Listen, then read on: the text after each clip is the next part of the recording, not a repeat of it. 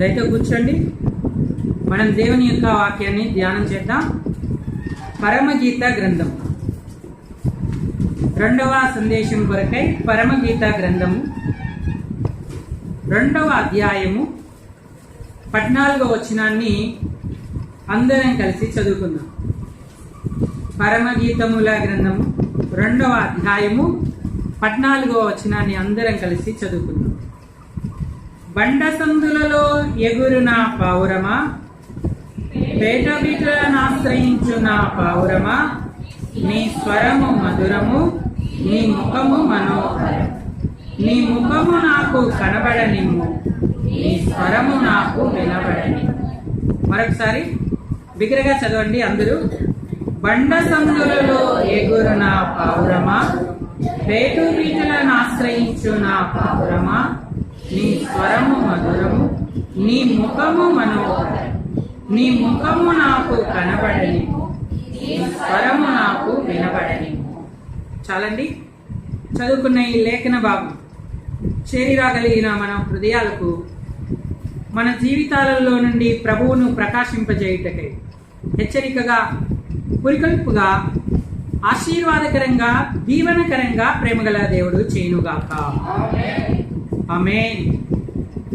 ప్రభు ప్రజలారా, ప్రభునందున్నటువంటి ప్రేమైన వారలారా, మనం దేవుని యొక్క వాక్యాన్ని కొంత ధ్యానపూర్వకంగా ఆలోచన చేద్దాం. ఈ పరమగీతముల గ్రంథము మహారాజైనటువంటి సొలొమోను ద్వారా రచించబడింది. సొలొమోను ప్రియుడిగా ఉండి తన ప్రియురాలు గురించి ఈ వచనాలను రాస్తా ఉన్నాడు. ఆయన ఏమంటున్నాడంటే, నీ ముఖము నాకు కనబడనిమ్ము, నీ స్వరము నాకు వినబడనిమ్ము అన్నాడు. మనము దీన్ని ఆత్మీయంగా ఆలోచిస్తే మన ప్రభువే మన పరలోకపు సొలొమోను, సంఘమే ఆయన ప్రియురాలు. ఇప్పుడు సంఘము యొక్క ముఖము ఆయన కనబడనిమ్ము అంటూ ఉన్నాడు. అలాగే సంఘము యొక్క స్వరము నాకు వినబడనిమ్ము అని కూడా చెప్తా ఉన్నాడు. మనము వ్యక్తిగతంగా, కుటుంబముగా, సంఘముగా మన ముఖమును దేవునికి కనపరచాలి. అమ్మా, నా వైపు చూడండి. మన ముఖము ఎవరికి కనపరచాలి? నీ ముఖము కనబడనిమ్ము అని చెప్తా ఉన్నాడు. మరి మన ముఖాన్ని దేవునికి కనపరుస్తూ ఉన్నామా? సార్వత్రికంగా పౌలు గారికి ఉన్నటువంటి భారం, బాధ్యతను బట్టి ఆయన ముఖము చూడని వారి కొరకు ఎంతో ప్రయాసపడ్డాడు. ప్రార్థన చేశాడు, సువార్త ప్రకటించాడు.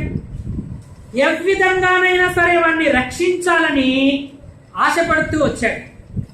అంతేకాదు, తెలిసిన వారి ముఖములను కూడా ఆయన చూచి వారి విశ్వాస లోపము తీర్చినట్లు అనుగ్రహింపుమని దేవుణ్ణి వేడుకుంటూ వచ్చాడు.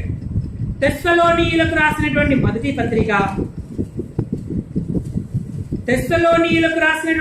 పత్రిక 3వ అధ్యాయము 9-10 వచనాలు చదవండి. మేము మీ ముఖము చూచి మీ విశ్వాసములో ఉన్న లోపము తీర్చునట్లు రాత్రింబగళ్ళు అత్యధికముగా దేవుణ్ణి వేడుకొనుచున్నాను అన్నాడు. చాలండి. కానీ ప్రియులారా, దేవునికి మనం ఎందుకు ముఖము చూపించాలంటే మన విశ్వాస లోపము తీర్చబడినట్లు ఆయన మనతో మాట్లాడతాడు. అది సేవకుల ద్వారా కావచ్చు, దేవుడు ఉద్దేశించినటువంటి కళల ద్వారా కావచ్చు, ఆయన సన్నిధి ద్వారా కావచ్చు. మన ముఖము ఆయనకు కనబడడం మన విశ్వాస లోపములను తీర్చడమే. కాబట్టి ఈనాడు అలాంటి అనుభవాన్ని కలిగి ఉంటున్నామా? ఇశ్రాయేలీయులు దేవునికి పెడముఖము పెట్టారంట.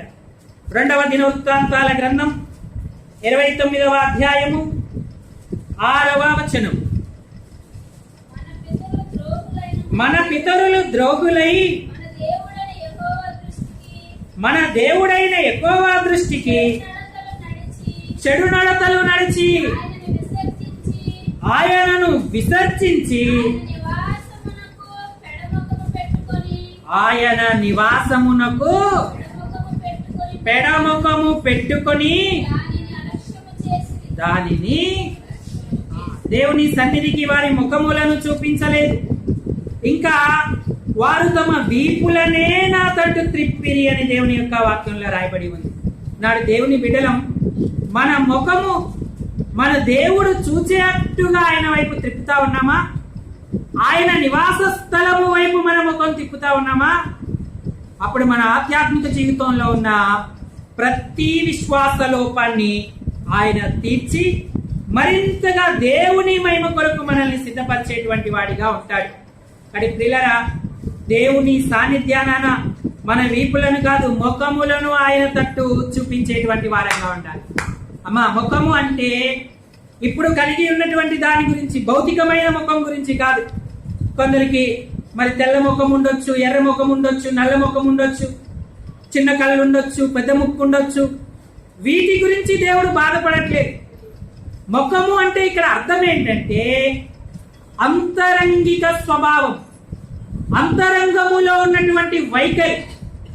ఎందుకంటే దేవుడు పై రూపమును ఎత్తును లక్ష్య పెట్టాడు, ఆయన నరుల ముఖమును లక్ష్య పెట్టాడు అని దేవుని యొక్క వాక్యంలో రాయబడి ఉంది. అలాగైతే మన అంతరంగ స్వభావము మన ముఖం మీద కనబడినప్పుడు ఆయన సంతోషించేవాడిగా ఉంటాడు.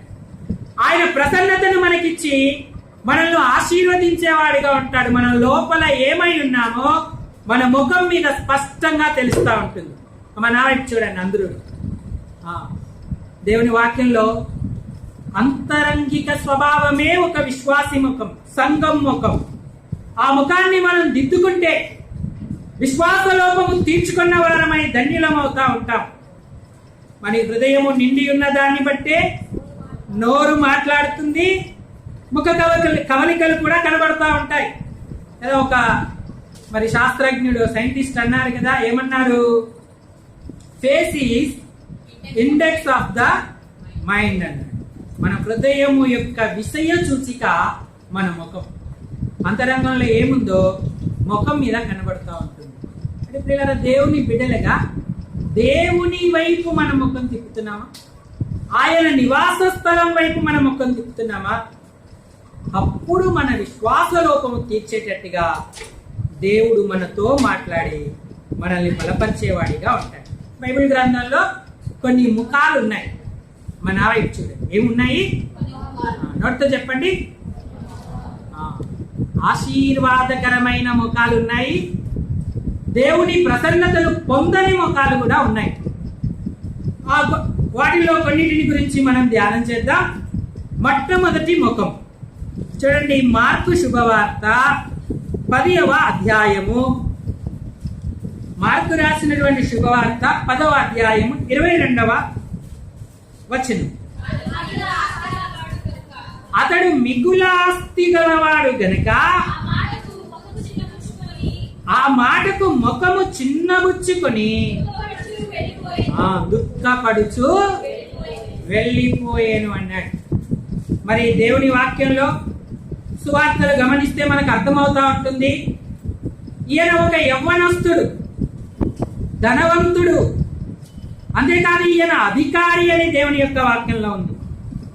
ఈయనకి ఎంతో భక్తి ఉంది. భయభక్తులతో పరిగెత్తుకుంటూ వచ్చి యేసయ్య దగ్గర మోకరిల్లాడు. ఆయన మంచి ప్రశ్నను ప్రభువుని అడిగాడు. నిత్య జీవమునకు వారసుడగుటకు నేనే మంచి కార్యము? ఆయనలో అన్ని మంచి లక్షణాలే ఉన్నాయి. నువ్వు నిత్య జీవమునకు వారసుడగుటకు ఏ మంచి కార్యం చేయాలని నన్ను అడుగుతున్నావేంటి? వెళ్ళి ధర్మశాస్త్రాన్ని పరిశోధించంటే ఆయన ధర్మశాస్త్రం అంతా కూడా మరి జరిగిస్తున్నటువంటి వ్యక్తిగా ఉన్నాడు. నేను అబద్ధం ఆడను, నరహత్య చేయను, దొంగతనము చేయను, వ్యభిచరించను అన్నాడు. నీకు అన్ని మంచి లక్షణాలే ఉన్నాయి, కానీ నీకు ఒక్కటి కొదవగా ఉన్నది అన్నాడు. ఏంటా కొదవ? ఇప్పుడు యేసయ్య అతనితో ఏం చెప్పాడంటే, నీ ఆస్తి అమ్మి బీదలకిచ్చి, నువ్వు బీదలకిస్తే పరలోకమందు నీకు ధనం కలుగుతుంది, నీవు వచ్చి నన్ను వెంబడించుము అన్నాడు. ఒక్క మాట. ఆ మాటకు ఆ యవ్వనస్తుడు ముఖము చిన్నబుచ్చుకొని వెళ్ళిపోయాడు అన్నాడు. ముఖము చిన్నబుచ్చుకున్నాడు. ఈనాడు మనందరం కూడా ఇలాంటి స్థితిలో ఉన్నటువంటి వారమే. ఒకప్పుడు ముఖము చిన్నబుచ్చుకోవడం. యేసయ్య చెప్పిన మాటకు నీ ముఖం ఎందుకు చిన్నబుచ్చుకుంటా ఉంది? ఆయన కోరినది మనం ఇస్తే మనము గొప్ప రక్షణను అనుభవిస్తాం. ఇన్ని మంచి లక్షణాల నుండి కూడా ప్రయోజనం లేదు. ఆయన రక్షణ పొందలేదు. ఆయన వ్యసన పడుతూనే వెళ్ళిపోయాడు. ఈనాడు నేను ఎంతో మంచివాడిని, బైబిల్ పట్టుకున్నాను, అబద్ధమాడను, దేవుని ఇంటికి వస్తున్నాను, నేను ఎంతో చక్కగా ఉన్నానని మనల్ని మనం మోసపుచ్చుకుంటున్నామేమో.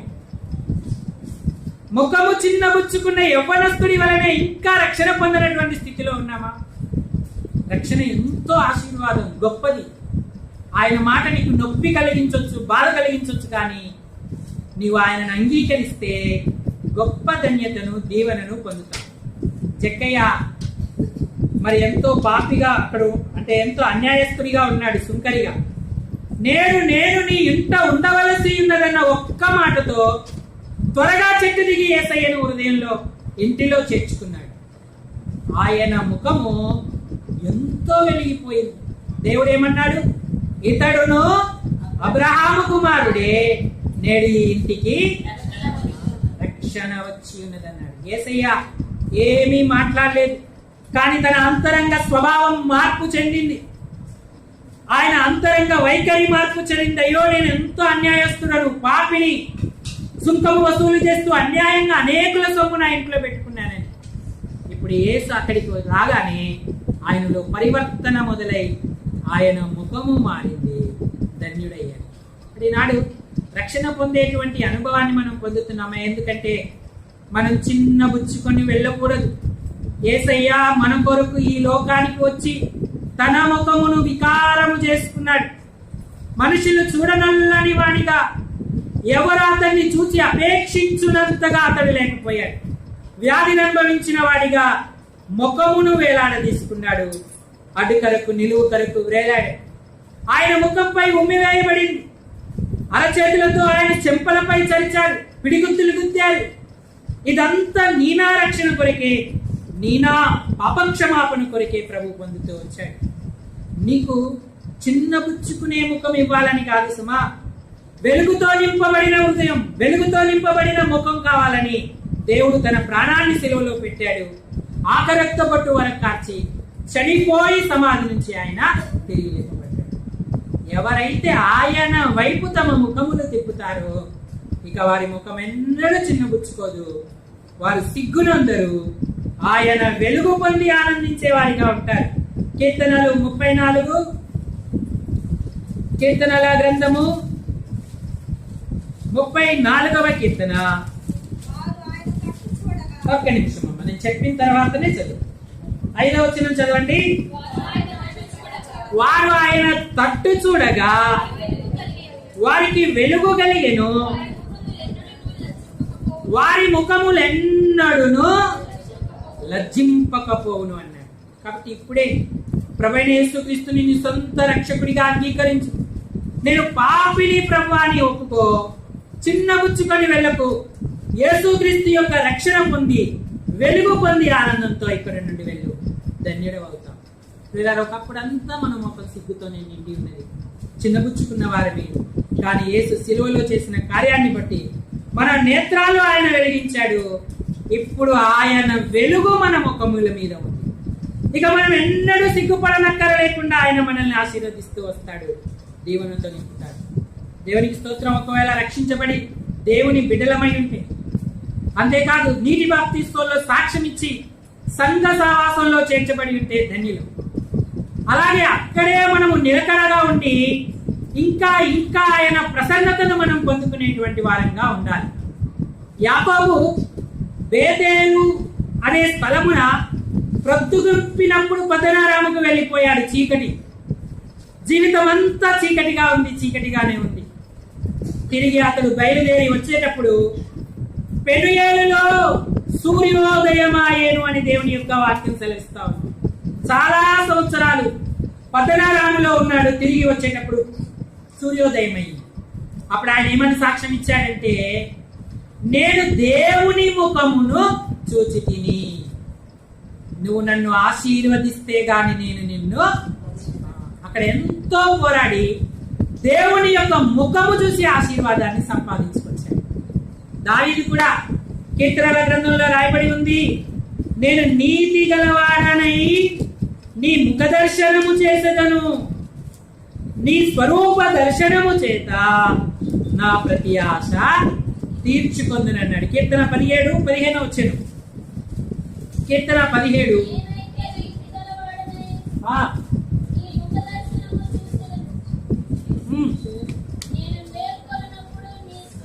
నేను మేల్కొనినప్పుడు నీ స్వరూప దర్శనము చేత నా ఆశను. మనం ఎప్పటికప్పుడు ప్రతి దినము కూడా దేవుని యొక్క ముఖాన్ని చూడాలి. ఆయన వాక్యము ద్వారా మన విశ్వాస లోపము తీర్చబడుతుంది. ఆయన స్వరూప దర్శనము చేత మన ప్రతి ఆశ తీర్చబడుతుంది. కానీ ప్రియులారా, ఈ దినము వరకు ఎన్ని పర్యాయాలు ఆయన ముఖ దర్శనం చేశాం, లేదా మన ముఖము ఆయనకు చూపించినటువంటి వారముగా ఉన్నాం. మరి ఇశ్రాయేలీయులు పెడముఖం పెట్టుకున్నట్టుగా వారు ఏర్పరచబడిన జనాంగమే అయినప్పటికీ చాలా కాలం దేవుని వైపు తిరగక ఉన్నారు. రక్షణ పొంది దేవుని బిడలమైన తర్వాత కూడా మనము తప్పిపోయి పాపములో నిలిచి దేవుని యొద్దకు రాని వారముగా ఉంటే మన ముఖము చెల్లని ముఖములాగా అయిపోతుంది. ఏ ముఖమమ్మా?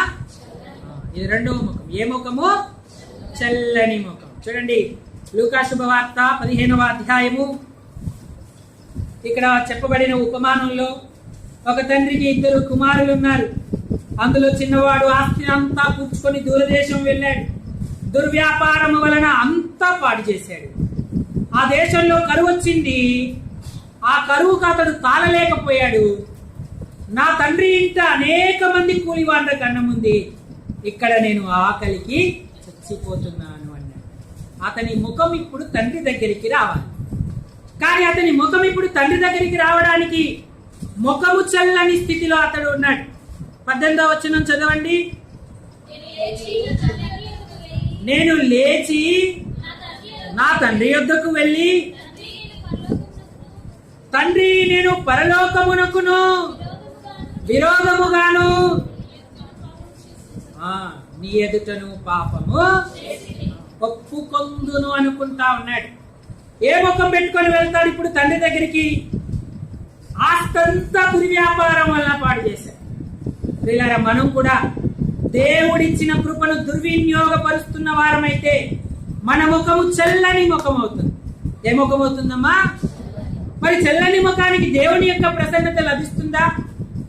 ఇంకా ఎంతకాలం దూరదేశాన ఉంటావు? పందుల పొట్టు తినాలని ఆశపడతావు, ఆకలికి అలమటిస్తావు, దుర్వ్యాపారం వ్యర్థమైనటువంటి పాపాలలో జీవిస్తూ దేవుని వైపు తిరగక జీవిస్తూ ఉంటాం. దావీదు బత్షెబా విషయంలో చేసిన పాపాన్ని బట్టి దేవుని దగ్గరికి రావడానికి ఆయన ముఖము చెల్లలేదు. దావీదు పశ్చాత్తాపడ్డాడు, బతిమాలుకున్నాడు. దేవా, నీ ముఖమును నాకు దాచకుము అన్నాడు. నన్ను దిగనాడకుము తండ్రి అని ప్రార్థన చేసుకుంటూ వచ్చాడు. దేవుని ముఖం చూడాలని ఆయన ఎంతగానో పశ్చాత్తాపడ్డాడు. కాబట్టి దేవుడు అతనికి కృపనిచ్చాడు. ఈనాడు ప్రియులైన మనకు ఒక అవకాశం ఉంది. చల్లని ముఖంతో నువ్వు తిరగడం ఆయనకి ఎంత మాత్రం ఇష్టం లేదు. తిరిగి వస్తే ఆయన నీ ముఖాన్ని చెల్లేటట్టుగా చేస్తాడు. దేవుని ముఖ దర్శనము చేత మనం ప్రతి ఆశ తీర్చుకొని ధన్యులమయ్యేటువంటి భాగ్యం మనకు లభిస్తుంది. తప్పిపోయిన కుమారుడు తప్పిపోయాడు కానీ అక్కడే ఉండలేదు. తండ్రి యొద్దకు వచ్చాడు, తన ముఖమును తండ్రికి చూపించాడు. తండ్రి చేర్చుకున్నాడు. ఈయన కుమారుడు తప్పిపోయి బ్రతికాడు, చచ్చిపోయి బ్రతికాడు అని చెప్పి సంతోషపడ్డాడు. ఆయన చెల్లని ముఖాన్ని తిరిగి చెల్లేట్టుగా దేవుడు చేశాడు. ఇంకా పాపంలో నిలిచి ఉంటావా? దేవుని కృపను వ్యర్థపరుస్తూ ఎంతకాలం చెల్లని ముఖంలో ఉంటావు? ఇప్పుడే ఆయన వైపు తిరిగితే ధన్యులమవుతాం. మార్గము చూపుము ఇంటికి. అందులో మొదటి చరణం ఉంది కదా, ఏమనుంది? పారిపోయిన నా, పాడండి గట్టిగా.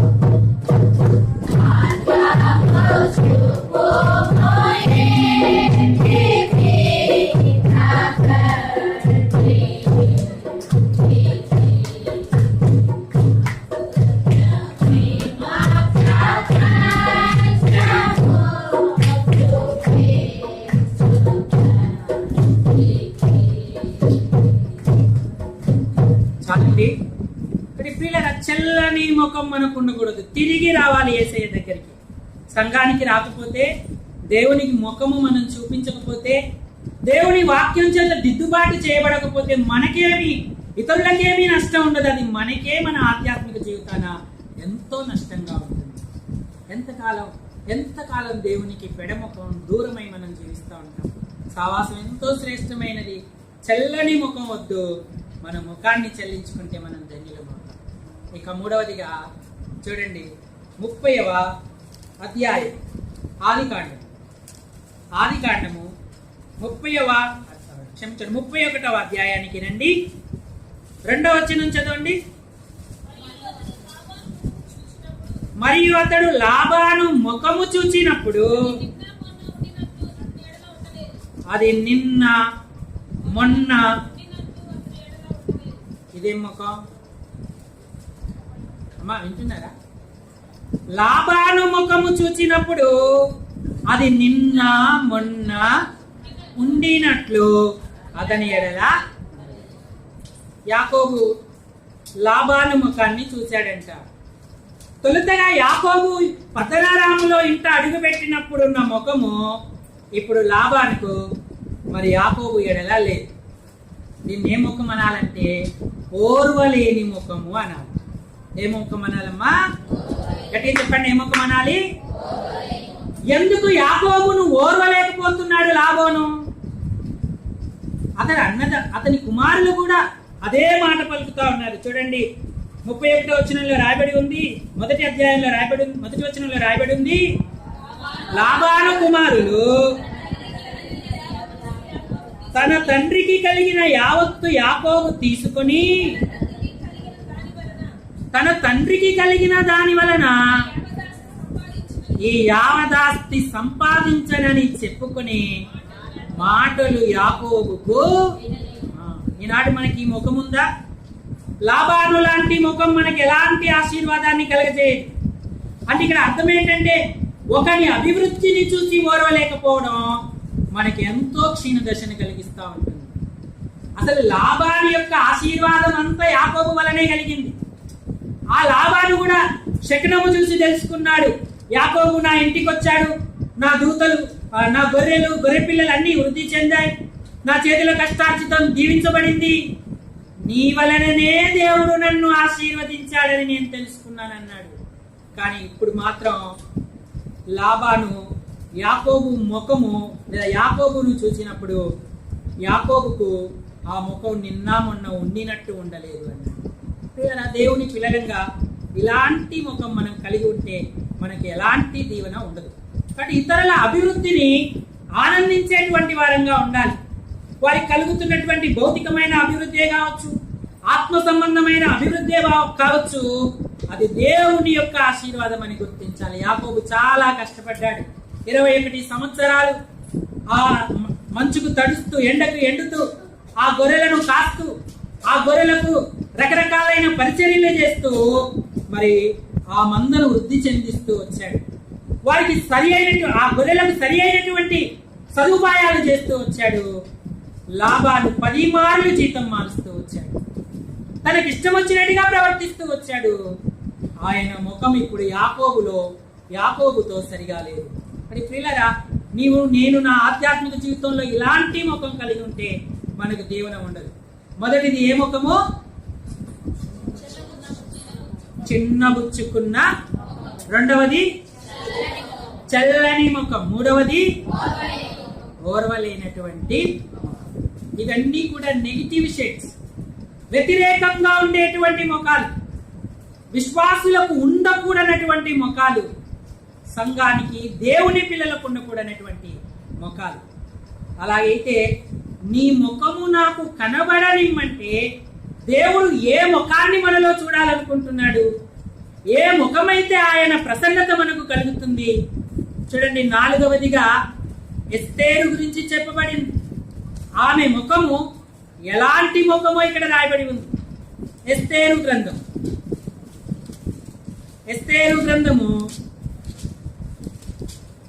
2వ అధ్యాయం.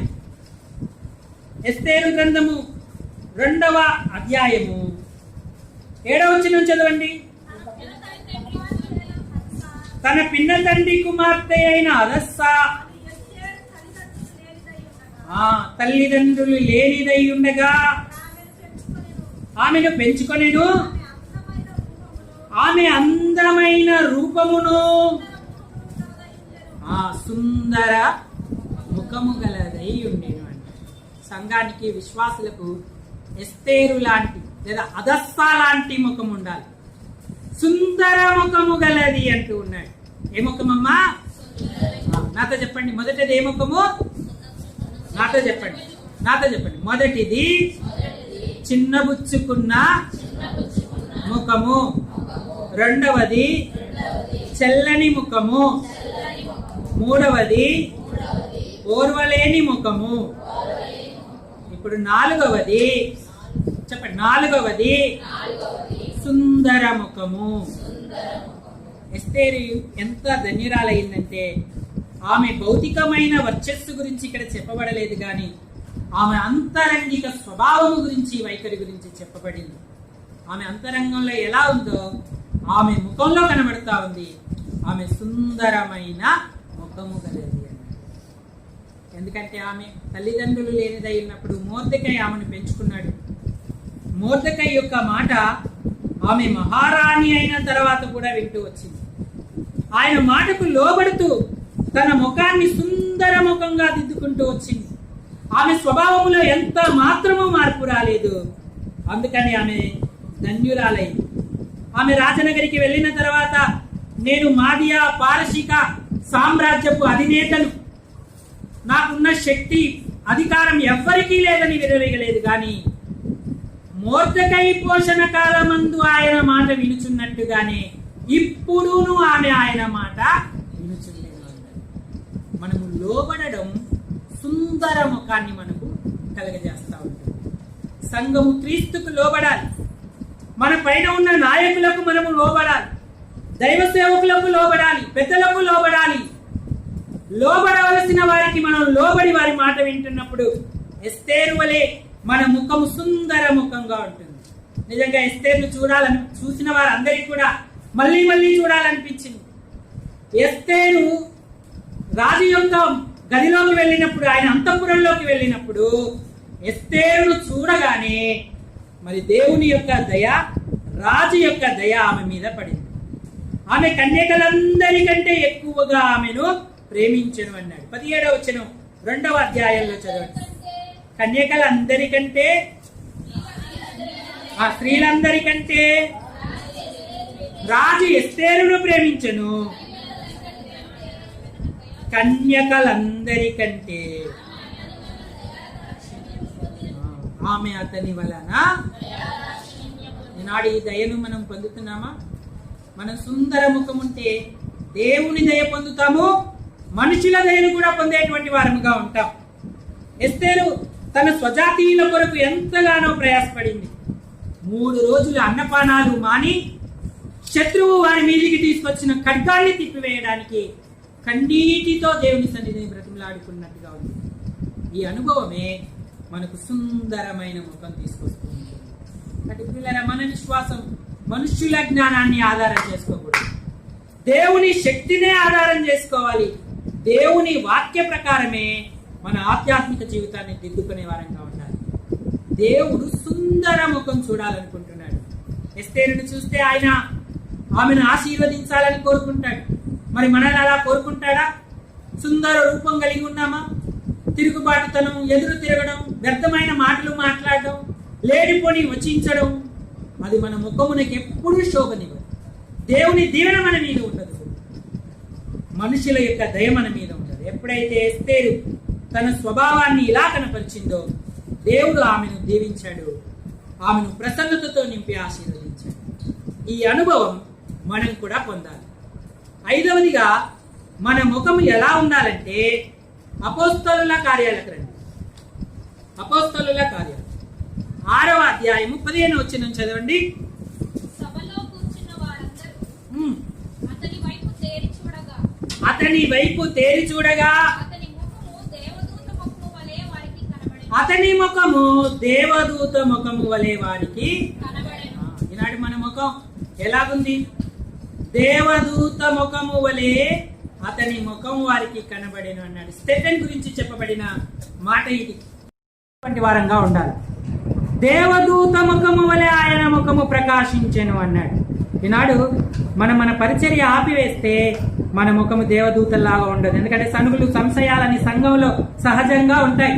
అవి లేకపోతే బాధపడాలి. వినండి అమ్మ, నాటి చూడండి.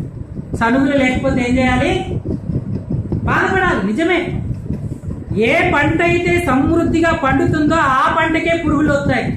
అసలు పంటే పండినటువంటి స్థలానికి పురుగులు రావు. కాబట్టి సాతాను యొక్క క్రియలను లయపరిచేటట్టు మరింతగా ప్రోత్సాహంతో, ఉత్సాహంతో దేవుని సేవ చేయాలి, దేవుని సంఘానికి సాగాలి, ఆయన యొక్క ఏర్పాట్లను నెరవేర్చుకునేటువంటి వారంగా ఉండాలి.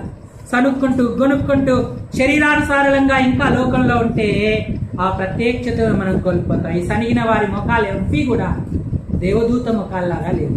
నీ స్థితి ఎలా ఉంది ఈరోజు? లక్ష్య పెట్టద్దు, చెప్పుడు మాటలు అస్సలు లక్ష్య పెట్టద్దు. అవి ఎప్పటికీ క్షేమం మనకు కలిగజేయాలి.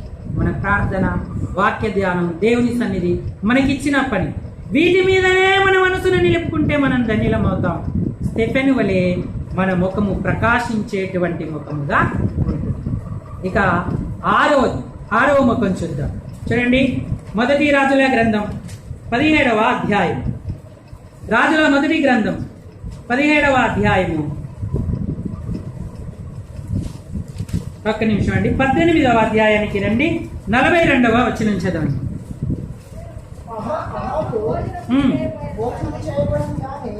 ఆహాబు భోజనము చెయ్యబోయెను గాని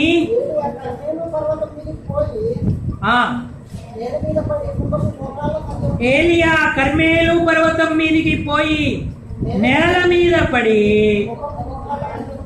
ఆమేన్ ముఖము మోకాళ్ళ మధ్య. నాతో చెప్పండి అమ్మా, ముఖము. గట్టిగా చెప్పాలి. మీరు నీరసంగా కూర్చుంటే దేవుని వాక్యం మనలోకి వెళ్ళదు. ముఖము మోకాళ్ళ మధ్య ఉంచుకొనెను. దీని అర్థం ఏంటంటే ఈ ముఖము ప్రార్థనా ముఖము. ఏ ముఖము? ఎన్నడన్నా సూర్యోదయం మొదలుకొని సూర్యాస్తమయం వరకు నీ ముఖము నేల మోపావా? యెహోషువ మోపాడు. యెహోషువతో దేవుడు ఏమన్నాడు?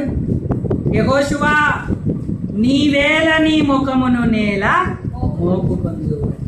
దేవుని దయా ప్రత్యక్షత, శత్రువులపై విజయం కొరకై తన ముఖమును నేల మోపుకొని, ఏలియా అయితే తన ముఖాన్ని మోకాళ్ళ మధ్య ఉంచుకొని ప్రార్థన చేస్తూనే ఉన్నాడు. సరిగ్గా 1 గంట నిశ్చలంగా మోకరించి ప్రార్థించడం మనకు రాదు, కానీ నోరు విప్పమంటే మాత్రం ఎన్ని దేశాలకు వినబడేటట్టుగా విప్పుతా ఉంటాము. నువ్వు ఎప్పుడు ఇలాంటి ముఖాన్ని సంపాదించుకుంటావు? నీ ముఖం ప్రార్థనా ముఖమేనా? ప్రార్థనా ముఖమైతే జీవితంలో ఎట్టి పరిస్థితి గురించి కానీ ఎవరిని గురించి కానీ నువ్వు నిరాశపడవు. ఎంతో ధైర్యముతో నీ ఆధ్యాత్మిక జీవితాన్ని కొనసాగించేటువంటి వాడిగా ఉంటావు. ఏలియాకు ఎంతో నిరాశ ఎదురైంది. మోకరిల్లి ప్రార్థన చేస్తున్నాడు. ఆహాబైతే భోజనము చేయడానికి ఇంటికి వెళ్ళిపోయాడు.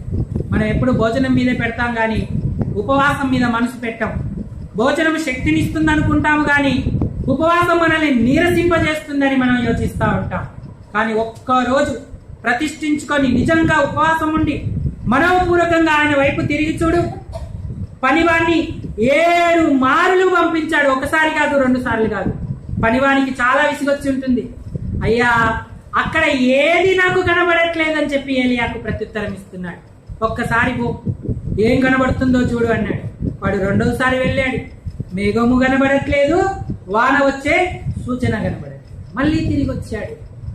ఈయన ఎందుకురా బాబు నన్ను ఇట్లా చంపుతున్నాడు? నేను 6 సార్లు తిరిగి వచ్చాను, ఏమీ కనబడలేదు అని పనివాడు తనలో తాను అనుకున్నప్పటికీ కూడా 7వ మారు అతడు వెళ్ళినప్పుడు ఆయన ఏమని సాక్ష్యం ఇచ్చాడు? 44 చదవండి అమ్మా. 7వ మారు అతడు చూచి, 7వ మారు అతడు చూచి, అదిగో మనిషి చెయ్యంత చిన్న మేఘము, అదిగో మనిషి చెయ్యంత చిన్న మేఘము సముద్రము నుండి పైకి సముద్రము నుండి పైకి ఎక్కుచున్నదని. చూసారా, ఇప్పుడు ప్రార్థనకు ఫలితం వచ్చింది. ఏలియా యొక్క నిరాశ అంతా ఎగిరిపోయింది. ఎన్నో సంవత్సరాల కరువు కాలం తీరిపోయింది. యెరూషలేము దేశం లేదా ఇశ్రాయేల్ దేశం అంతా మోపైన వాన కురిసింది. వారికి ఆహారం లభించింది. ఈనాడు నీ ప్రార్థన ఆధ్యాత్మిక ఉజ్జీవాన్ని తీసుకురావాలి. ఆత్మీయమైన వర్షాన్ని సంఘాలలో సార్వత్రికంగా మోపైన వాన కురిసేట్టుగా మన ముఖాన్ని మోకాళ్ళ మధ్య పెట్టుబడి ప్రార్థన చేయాలి. నీ ప్రార్థన ముఖం ఉందా? యెహోషువ వలె, ఏలియా వలె ఉంటే దేవుని ప్రసన్నత నీకు కలుగుతుంది. ఆయన నిన్ను ఆశీర్వదిస్తాడు. ఇది ఎన్నోదండి? గట్టి చెప్పండి, ఎన్నోది? ముఖముది. మొదటిది ఏంటి? 2వది ఏంటి? 3వది ఏంటి? 4వది ఏంటి? 5వది ఏంటి? 6వది ఏంటి? ప్రార్థన. ఇక 7వది ఏంటంటే ప్రకాశించు ముఖము. రూపాంతర కొండ మీదకి యేసయ్య వెళ్ళినప్పుడు ఆయన గురించి రాయబడి ఉంది ఏంటంటే ఆయన ముఖరూపము మారెను, ఆయన ముఖరూపము ప్రకాశించెను అన్నాడు. మత్తయి శుభవార్త 17వ అధ్యాయం 1-2 వచనాలు. 6 దినములైన తర్వాత యేసు పేతురును యాకోబును వెంట పెట్టుకొని ఎత్తైన యొక్క కొండ మీదికి ఏకాంతముగా వారి ఎదుట రూపాంతరము పొందెను. ఆమేన్. నాతో చెప్పండి, ఆయన ముఖము సూర్యుని వలె ప్రకాశించెను. యేసుప్రభు గురించి చెప్పిన మాట. రూపాంతర కొండ మీద ఆయన ముఖము ప్రకాశించెను అన్నాడు. ఎలా ప్రకాశించిందంటే సూర్యుని వలె ప్రకాశించినది అన్నాడు. కొండ మీదకి వెళ్ళే వారికి అందరికి కూడా ముఖము ప్రకాశించేటువంటి అనుభవం కలుగుతుంది. ఇదే రూపాంతర అనుభవం. లోక మర్యాదను అనుసరింపక మన మనసు మారి నూతనమగునట్లుగా రూపాంతరము పొందుడి అన్నాడు. మన ముఖ రూపం మారుతా ఉందా? చూడండి, మోషే కొండ మీదికి ఎక్కినప్పుడు 40 పగుళ్ళు 40 రాత్రులు దేవునితో సావాసం చేశాడు. దేవునితో మాట్లాడాడు. అన్నపానాలు మాని ఉపవాసం ఉన్నాడు. ఎప్పుడైతే దేవునితో అతను మాట్లాడుతూ వచ్చాడో అతని ముఖము ప్రకాశించడము మొదలుపెట్టింది. ఇశ్రాయేలీలందరూ ఏమన్నారు? ఓ మోషే, నీ ముఖము ప్రకాశిస్తుంది, ఆ ముఖమును మేము చూడలేము గనక ఆ ముఖమునకు నీవు ముసుగు వేసుకో అని ఆయనతో చెప్తూ వచ్చాడు. వీళ్ళ ప్రకాశించే ముఖం మనకు ఉండడం ఎంత ధన్యత! ఇది పరిపూర్ణతకు సాగిపోవడం, మనలో అంతరంగిక మార్పు కలగడం, మనం ఆధ్యాత్మికంగా పరిణితిలోకి వెళ్ళడానికి సూచనగా ఉంది. దావీదు కూడా ఎంతగానో అపేక్షించాడు, అయ్యా నేను ఎక్కలేనంత ఎత్తైన కొండకు నన్ను ఎక్కించుము అన్నాడు. సమ ప్రదేశాలలో ఎవరైనా నడుస్తారు కానీ కొండలెక్కడం అంటే ఎంత కష్టం. అటు నువ్వు ఎత్తైన స్థితిలోకి వెళ్ళాలి, ఉన్నత స్థితిలోకి వెళ్ళాలి. ఆధ్యాత్మికంగా నీవు దేవుని యొక్క ఏర్పాట్లో వర్ధిల్లాలని దేవుడు కోరుతా ఉన్నాడు. ఈ రూపాంతర అనుభవమే మనకి ప్రకాశించే ముఖాన్ని తీసుకొస్తుంది. మరి ప్రియులారా, యేసు ప్రభు వారి ముఖం ప్రకాశించినట్టుగా, మోషే ముఖము ప్రకాశించినట్టుగా మనము కొండను రూపాంతర అనుభవాన్ని పొందేటువంటి వారంగా ఉండాలి. ఎస్తేరేమో సుందరమైన ముఖం ఉంది, దేవుని యొక్క మాటకు లోబడింది, పరిచర్య చేశాడు. స్టెఫెను, అతనికి దేవదూత ముఖము లభించింది. ఏలియా ప్రార్థన చేశాడు, అతని ముఖాన్ని మోకాళ్ళ మధ్య ఉంచుకున్నాడు. అతని ముఖం ప్రార్థన ముఖమై దేవుడి కార్యాలను సాధించుకున్నాడు. ఇప్పుడు మోషే ప్రకాశించుచున్న ముఖంగా నీ ముఖము నాకు కనబడని. ఏ ముఖంతో దేవుడిని మనం దర్శిస్తాం? ఏ ముఖం ఉంటే మనకు ప్రసన్నత లభిస్తుంది? ఏమండి, చిన్న బుచ్చుకున్న ముఖం ద్వారా దేవుడి యొక్క దీవెన రాదు, చల్లని ముఖము ద్వారా దేవుని దీవెన రాదు. ఓర్వలేని ముఖం కలిగి ఉంటే దేవుని ముఖం దీవెన మనకు రాదు. ఆయన ముఖాన్ని చూసి మనం ధన్యులం అవ్వాలంటే, ఆయన ప్రసన్నత మనకు మన జీవితానికి కలగాలంటే మన ముఖములలో మనం మార్పు చెందాలి. అంతరంగిక స్వభావం ఎట్లు మార్పు చెందుతుంది? ఆయన యొక్క సాన్నిధ్యానం, సంఘ సహవాసమే మనకు అలాంటి కృపనిస్తుంది. అందుకే మనకు అపోస్తలులు 2:42 దేవుడు ఏర్పరిచాడు. అపోస్తలుల కార్యములు, అపోస్తలుల బోధయందును, సహవాసమందును, రొట్టె విరుచుటయందును, ప్రార్థన చేయుటయందును. ఈ సహవాసమే మనల్ని దిద్దుతుంది, హెచ్చరిక చేస్తుంది, మనల్ని దేవుని యొక్క ఏర్పాటులోకి తీసుకొచ్చే, సమరూప్యంలోకి తీసుకొచ్చేటువంటి సాధనంగా. ఈనాడు ఎంతకాలం, ఎంతసేపు దేవునితో సహవాసం చేస్తున్నాం. వారితో ఎవరితోనైనా మనం సహవాసం చేస్తే వారు వీరి వలె, వీరు వారి వలె అవుతారన్న. లోకస్తులతో, అన్ని జనులతో వ్యర్థమైన మాటలతో సహవాసం చేసినంత కాలం మనం అలాగే ఉంటాం. ఎప్పుడైతే దైవ సన్నిధి, దేవుని సంఘం, దేవుని ఏర్పాట్లు సహవాసం చేస్తే మనం అలాంటి రూపమునకు మార్పు చెందేటువంటి వారంగా ఉంటాం. ఆయనను పోలి ఆయన వలె ఉండడానికి మనకి ఇష్టమా? ఎస్తేరు వలె సుందర ముఖం, స్టెఫెను వలె దేవదూత ముఖం, ఏలియా వలె ప్రార్థన ముఖం, ప్రభువైన యేసు వలె ప్రకాశించు ముఖాన్ని సంపాదించుకుందాం. అయ్యా, చిన్న బుచ్చుకునే ముఖం నా నుంచి తీసే, నాకు చెల్లని ముఖం ఉండకుండా సహాయం చేయి. అయ్యా, నాలో ఓర్వలేని ముఖం ఉండకుండా నా కృప చూపని అడుగుదాం. దేవుడు అట్టి కృప మనకు అనుగ్రహించును గాక. అందరూ తలలోంచి కళ్ళు మూసుకోండి, మనం ప్రార్థనలోకి వెళ్దాం. అందరూ తలలోంచి కళ్ళు మూసుకోండి, మనం ప్రార్థన చేసుకుందాం.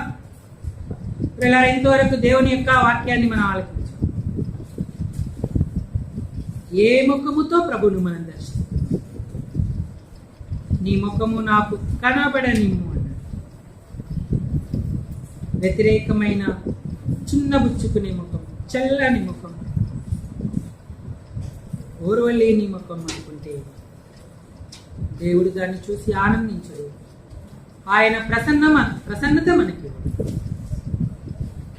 సుందర ముఖం, దేవదూత లాంటి ముఖం, ప్రార్థనా ముఖం, ప్రకాశించే ముఖం మనకుంటే ఇంకా ఆయన ప్రసన్నత మనకు కలుగుతుంది.